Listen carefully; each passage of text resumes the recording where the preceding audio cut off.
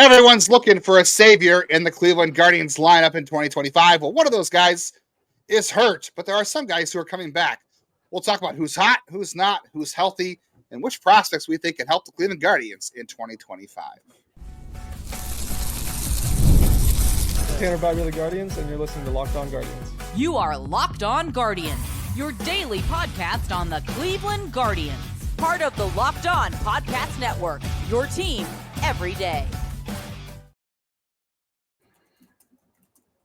Hey, everybody, and welcome into an Around the Farm Friday edition of Locked On Guardians, one of my favorite shows of the week. This is Locked On Guardians, part of the Locked On Podcast Network. We cover your team, your Cleveland Guardians, every day of the week. And we cover the Guardians from the majors to the minors and the draft, everything in between.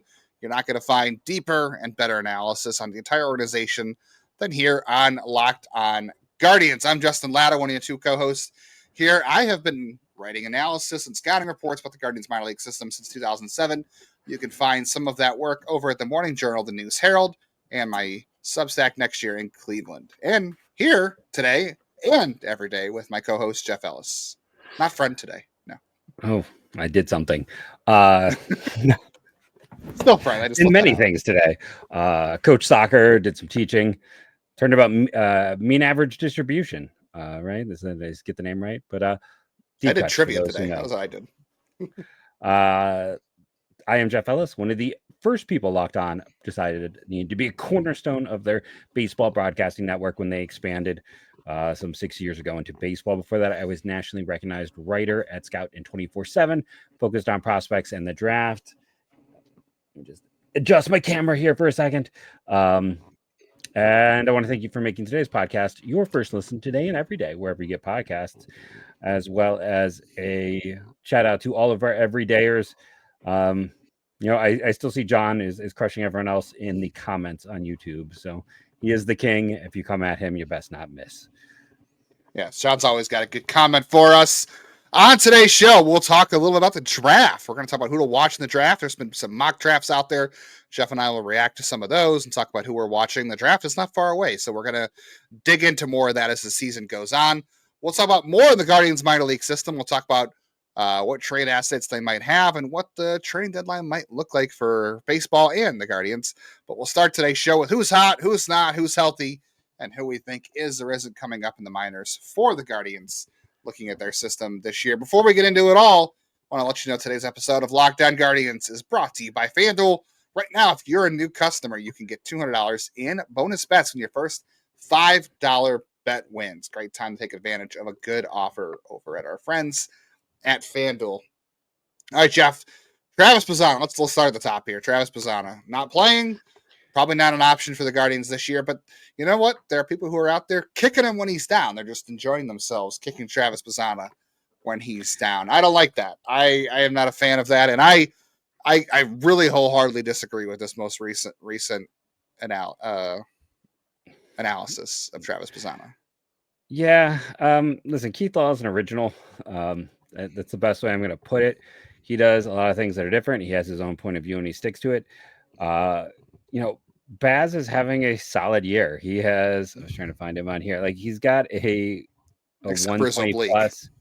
Yeah. Outside of the health, he's got the 8th best WRC plus in the minors.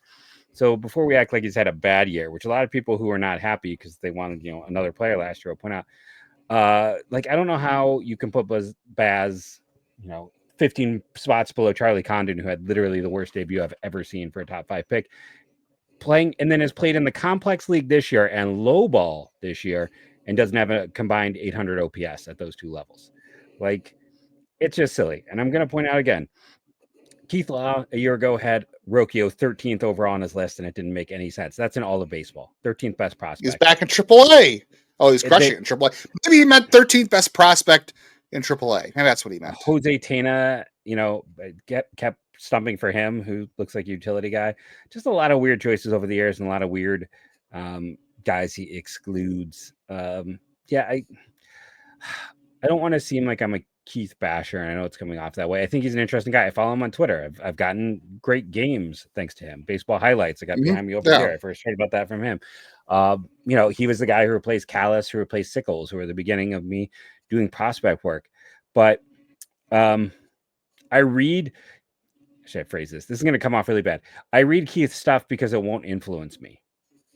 Like, I intentionally avoid certain sites because I don't want it to enter my own rankings. I don't. I'll read Fangraphs. I'll read Keith because I know it's not going to influence my thinking, and it's not going to change my own rankings. Has zero effect. That's fair. Yeah, that's fair. Yeah, nothing.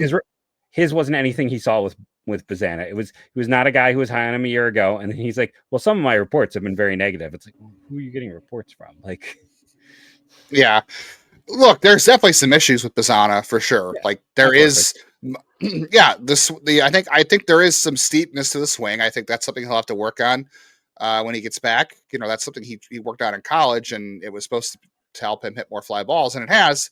But you know, you have to adjust your swing a little bit in pro ball because pitching's better, pitching's different, and he'll adjust. I have no doubts that Bazzana is going to adjust and still be a good player, even whatever issues he does have.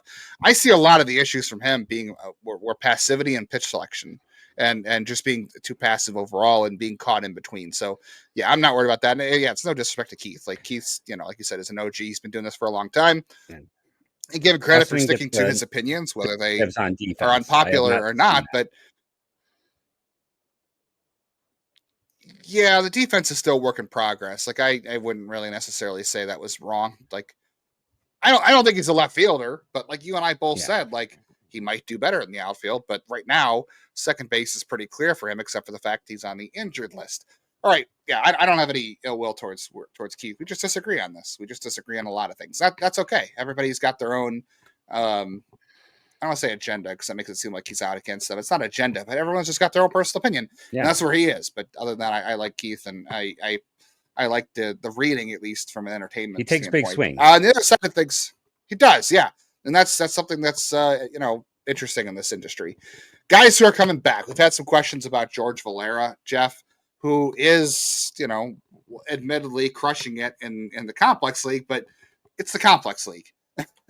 And this is a guy, someone on Twitter today was like, remind me why he's not higher ranked. And I was like, well, which injury do I start with? And he swings and misses a lot, and he is a platoon hitter. And he's beating up on 19-year-olds, teenagers right now. Yeah, I mean, that's just this year. But yeah, like everyone wants to get excited about what he's doing in the ACL. Like that's what he should be doing in the ACL. Like if he sucked out there, it would not be good. And we might also just say, well, he's getting his timing and rhythm back. So there's really no good way to evaluate Valera out there because, like I said, yeah, well, yes, there was that. I think also there was a preference for him to want to come back and finish things here, or at least work with. But we've also seen, he could have been claimed. Nobody claimed him. That's fair. Nobody claimed him, but he became a minor league free agent. He chose to come back because of the familiarity here, which we've seen a lot of guys do. So for Valera, he's doing great in the complex ball, and that's all well and good. That's what he should be doing. There's no, like I said, there's no fair way to evaluate him because if he crushes it down there, he should be. If he stinks, then he's working on stuff or he's getting his timing back. Whatever.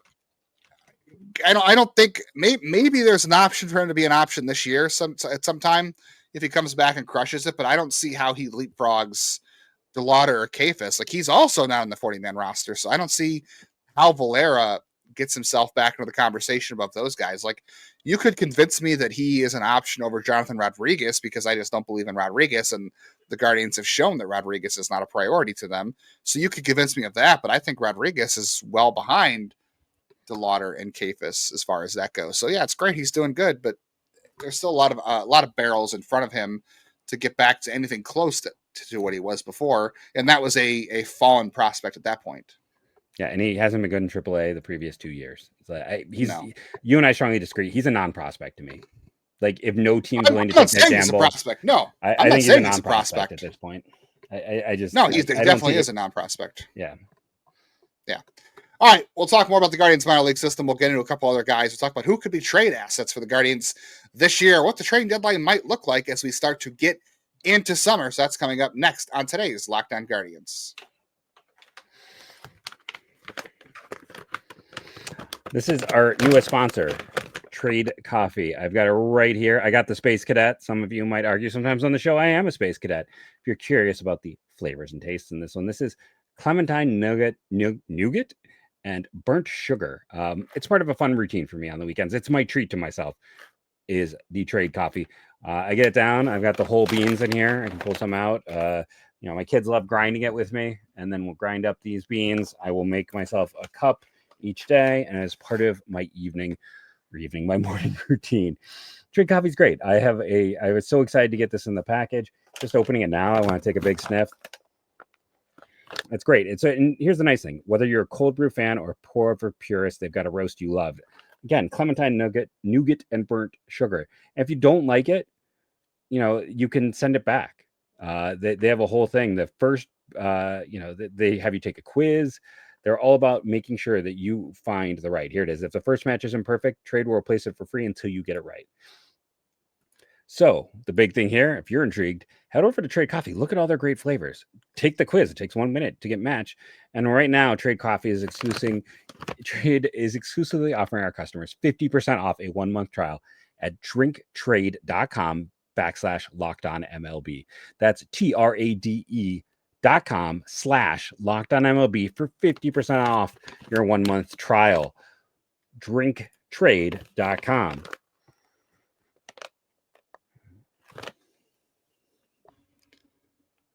Speaking of trades, the Guardians, they did not make a trade on Thursday, but they did make a waiver claim, Jeff. They did claim Matt Crook. So we'll talk about him for a second. We'll get back into the rest of the minor league system.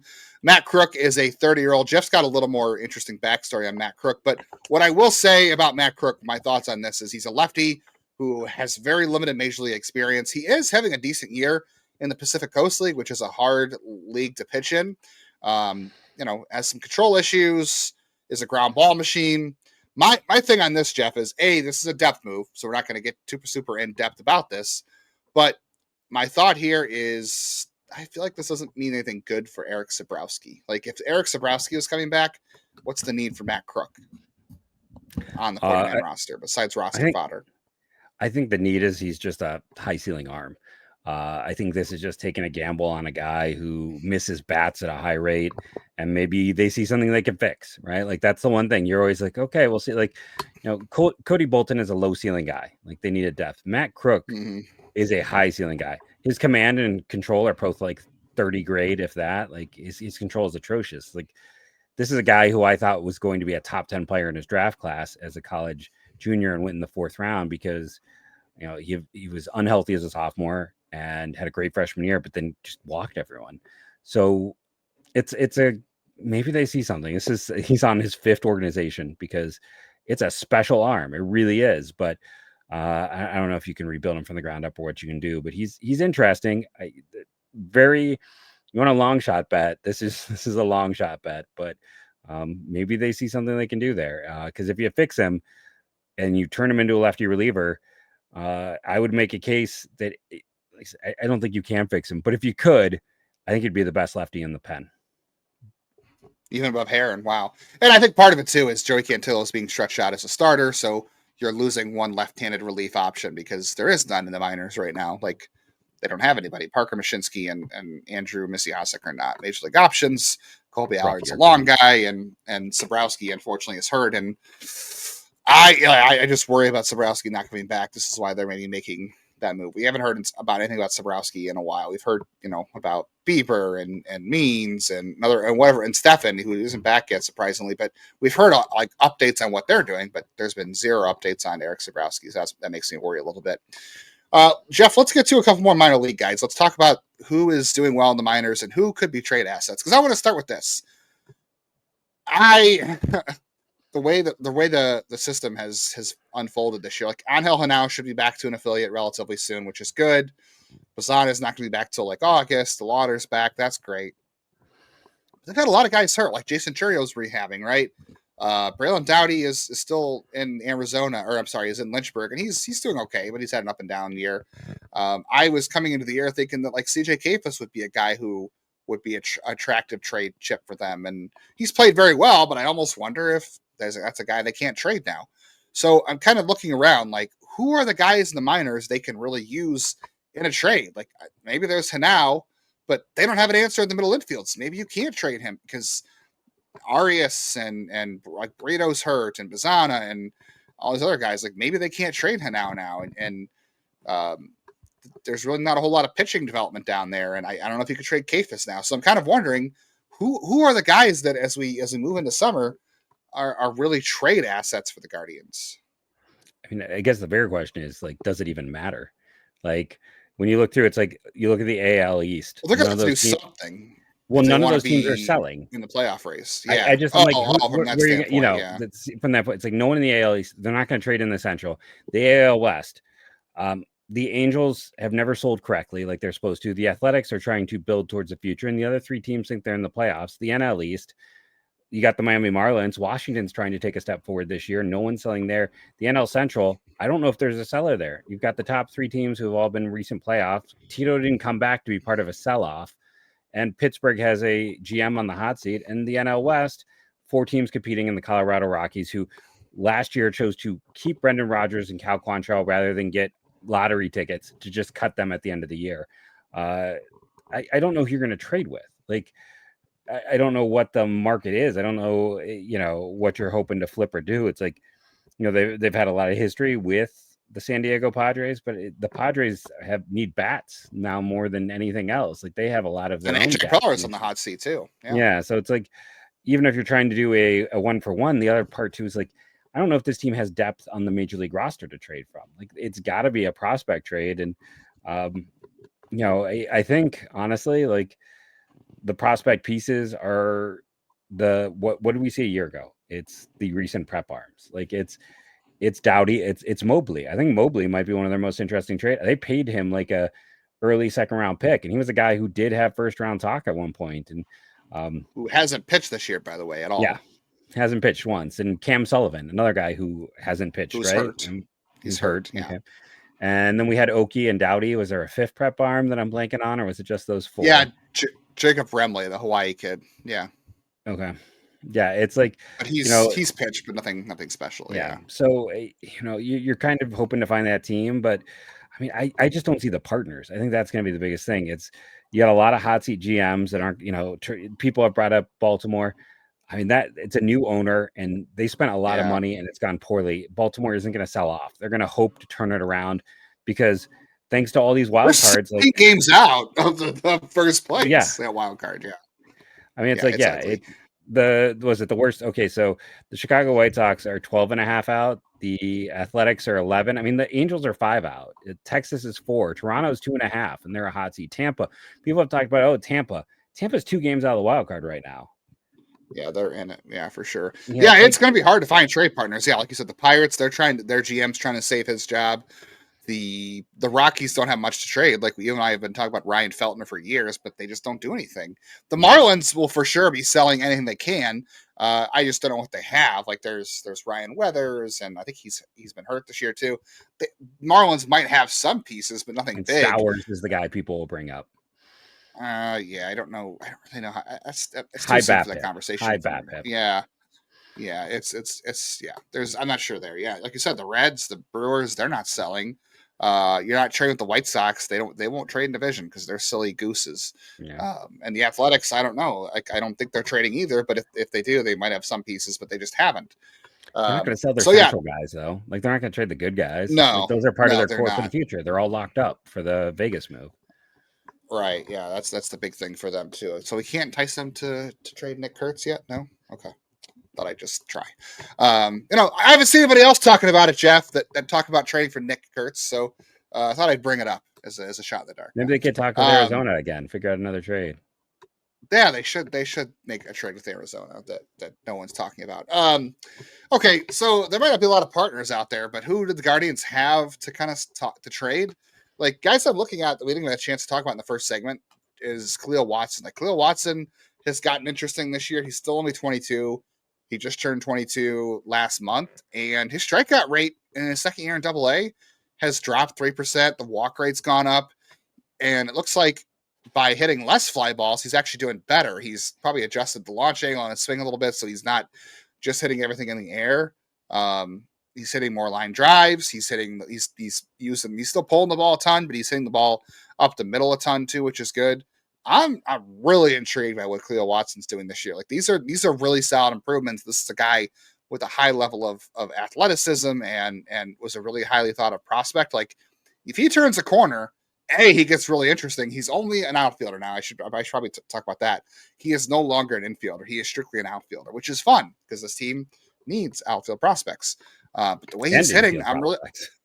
Yeah, that's true. They also need that too. They need everything besides corner bats, apparently, which is so strange from where this team used to be. But I'm really excited by what Kahlil Watson's doing. And then Josh Hartle. I'm also excited by Josh Hartle. I talked to him in Lake County last week. Not a guy who's going to miss a ton of bats. Like he's only throwing 90, 92, topping out at 93 right now. I don't know if more velocity is going to be there, but chasing velocity at his last year at Wake Forest is what sunk him a little bit. But he feels like he's in a good spot now. He knows what happened to him last year. The cutter looks good again. The slider's there. The command is coming back. So I feel really good. It might be a low ceiling arm, but I like where the floor is there, and it might be, maybe he's what we thought Logan Allen could be, but a little bit better, right? Highest ground ball rate in the minors, I want to say, for any of their pitchers. I don't think they're trading him because they clearly coveted him.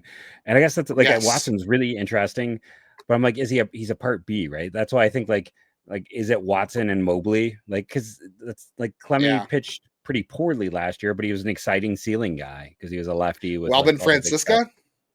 I think Welbin Francisca. Yeah, a lot of people like him. I think he's a guy. If a team wants a lot of ticket, but yeah, I mean, I think if people want a lot of ticket, Luis Morejo. I know there's a lot of like good and bad in that profile, but because of teams want to trade for big tools, and there's power there. Yep.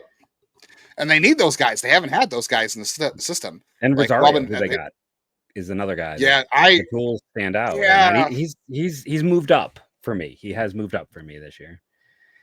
Yeah, I'd be hesitant to move him because it's what he's done. But if the right offer came along, if it was the right piece, like if it was somebody who could play the right field or could be second base, and you don't want to go with Brito or Bazzana this year, later in the season, definitely not Bazzana, but maybe Brito, or maybe it's a shortstop and you move Arias back to second. If they really found a piece that fit, I wouldn't hesitate to give up Rosario, even though I'd prefer to give up Watson or Francisca or Johnathan Rodriguez, or and then that guy should just go somewhere else anyway, because it's not going to happen here.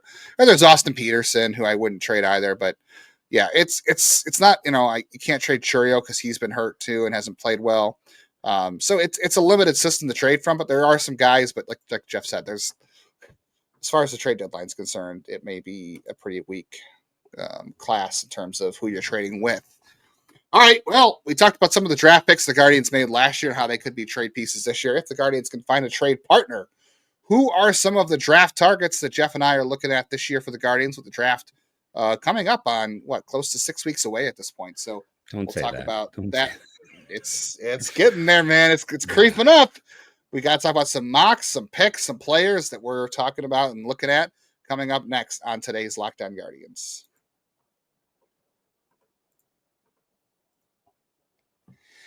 Get the parts you need from the site that is made for the skilled trades. That is Supply House. So if you're in plumbing, HVAC, or doing electrical work, Supply House is the reliable way for you to order products online. They have an easy-to-use website that's packed with helpful resources, and they have the latest product info to help you get the job done right. So whatever job you're doing out there, you can find the info to make sure you're getting the parts done right. I had my HVAC system service not too long ago, and you want to know what? The guy that came over, the company that did my work, they had the part right in their van with them. You know why they can do that? Because places like Supply House has inventory of 200,000 parts for 400 brands, and they can find exactly what they need for jobs like mine, and it's delivered fast from coast to coast. That helps people like you and me. It's summertime. You need your HVAC looked at so your air conditioner works. So if you need help with an order, if you're looking to work on some of those HVAC systems or doing some plumbing, electrical work, SupplyHouse.com has expert support and industry-leading service. So there's no fooling around with AI or chat bots, all those things. And you can talk to a real person who knows what they're talking about every time. And if you're in the trade pros, you're looking for an extra edge, you can get in on the free Trade Master program. It's got perks like a dedicated phone line for you, free shipping, discounts on every order you make. Thousands of skilled professionals are already taking advantage of that, and it is your turn to do so now. Join the program today at supplyhouse.com/TM. Start ordering plumbing, HVAC, and electrical supplies with just a few clicks. And if you use our promo code SH5, you're going to get 5% off your first order at supplyhouse.com. time waits for nobody, Jeff. The draft will be here before you know it, and we are seeing all kinds of mock drafts out there. Where do you want to start, Jeff? Because I think the most interesting guy who's been mocked to Cleveland recently that you and I both like is Tennessee. We'll say first baseman Andrew Fisher. He's played some third base, but you and I both agree he's probably unlikely to play third base in the pros. But Andrew Fisher, you can watch a lot of him coming up here soon. I believe Tennessee is hosting a regional. No shock because they're having a great season. And Andrew Fisher is hitting the living crap out of the ball. I like him a lot. I'm very curious to see if he'll actually make it down to Cleveland at 27, to be honest with you. Could you take yourself off mute so I can hear what you think about Andrew Fisher? Or do you just not like him that much? No? You don't like Jeff doesn't like Andrew Fisher. He muted him. I want to talk about Griffin Hughes, just because that's my favorite name this year from Miami, Hugus.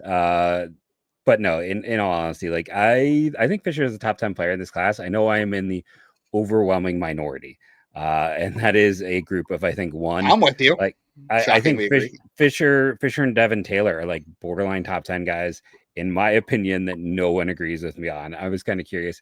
Yeah, MLB.com has him 29th. When I look at his data, because that's what's important to me, it's like I was telling Justin this off air.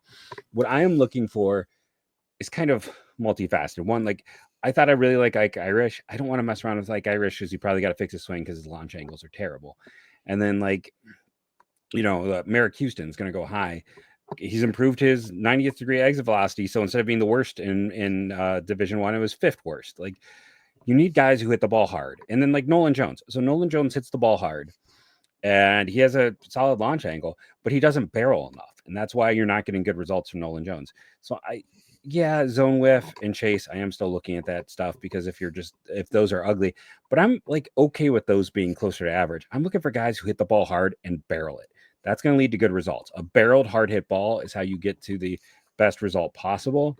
So that's what I'm looking for. And that's what Fisher does. Fisher is, he's in the green for me in terms of hard hit. He is, which is kind of like the upper tier. His barrel rate is, I think, like 3rd best in college baseball at the time of the data I was able to get. No, I'm sorry. It was 4th best. Favorite of mine, Ryland Zabrowski is number 1. He's my favorite senior sign this year. But Fisher is, his launch angle is a little high at 24. There's a little bit too much of an uppercut there. But I would like to, but he doesn't chase, he doesn't whiff. He does everything right. The problem is he's a first baseman. Like we get down to it. He's a first baseman. We have seen those guys go a little higher, but the history on first baseman is ugly in general in the draft. And, but I'll say this, I know people won't like to hear it. He's a left-handed first baseman. The history of left-handed first baseman, I could be wrong here, but it's better than the history with right-handed first baseman. And left-handed hitters typically bring more value to a lineup. What I'm hearing is the Guardians should have drafted Nick Kurtz, is what you're saying. That's what I'm hearing. No, because Nick Kurtz is Merry Kurtzmas. I'm bringing it back. No, he's been fine, but we'll see. Yeah, the other guy that's been out there too. Value matters. It does. A couple other guys that have been mocked to Cleveland recently have been guys like Tyler Bremner at UC Santa Barbara, who you might remember from being the Shane Bieber school. He was a top 10 pick coming into the season. Things have not gone well for Tyler Bremner. Yeah, he was a fantastic player coming to the year, and things have not gone well for him. I will say this: I would not be against the Guardians. It's a risk because the guy has had a terrible junior year, but Cleveland has been known to take poor junior year guys in the past who had great sophomore years. And he bounced back in the second half. I wouldn't be against it, but I also kind of feel like he's not going to be there at 27, truthfully. Yeah, I just think, he closed strong, and sometimes that's all that matters. But the downside is he's a small school guy, so he closed strongly against weaker competition. I was trying to, the bad data on him is guys were barreling, but we're looking at guys we're looking weren't at chasing tricks, his though. stuff. Yes, but we're looking at. But I will say, like, I like to see a guy where players are chasing like that. I do like to see nice chase rate in pitchers because that shows swing and miss stuff. Yeah, I don't think Bremner gets there either. I think he's going to go in the teens. Yeah. Do you want to mention Cameron Appenzeller? Like he's been mocked to Cleveland in the past. Who else do you want to bring up at 27? Because I'll just tell you real quick, Jeff. Here's the guys that were on our list a couple months ago. There's Ethan Petrie, Nick Doomsanil, Murph Gray was one of mine, Merrick Henry, Henry Godbout, Slater DeBrune, Ty Suthasine, who they're not going to get, Dean Moss, Angel Cervantes, who's dropped a little bit, Brock Sell, who I really liked, who's fallen a little bit. Those names, that just tells you how quickly things could change, because those names were guys that we were both kind of thinking about it in the 27 range like 2 months ago. I mean, I thought Petrie after the good Cape, and the same thing with Dumasil, but neither of those guys stepped up. I'm just gonna throw it out there, like Devin Taylor, like plus makeup, plus production. One concern is I would like to see a little bit more in his launch angle, but he's one of those guys. Like, talk about Fisher, it's like I'm looking for guys who do kind of everything. Devin Taylor has the as I said, Fisher was 4th, so 7th best barrel rate in the country with a solid exit velocity, and he doesn't chase. And he doesn't zone whiff. Like, he's one of the few guys, where it's like almost everything. Launch angle is the only concern.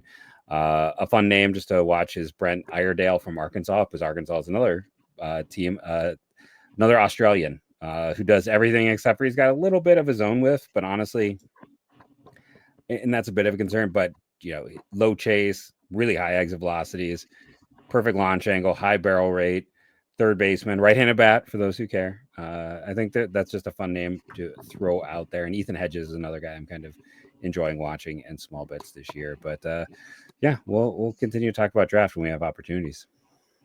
We will. Yeah, the Guardians are off again on Monday, so I don't know if we'll revisit the draft so quickly, but we'll have more opportunities to talk about it as it gets closer. We'll try to fit it into more shows throughout the week as things heat up, because Jeff will hear things and more smoke will start coming out. We'll have to blow through it and decipher all that kind of stuff. Conclave of the draft.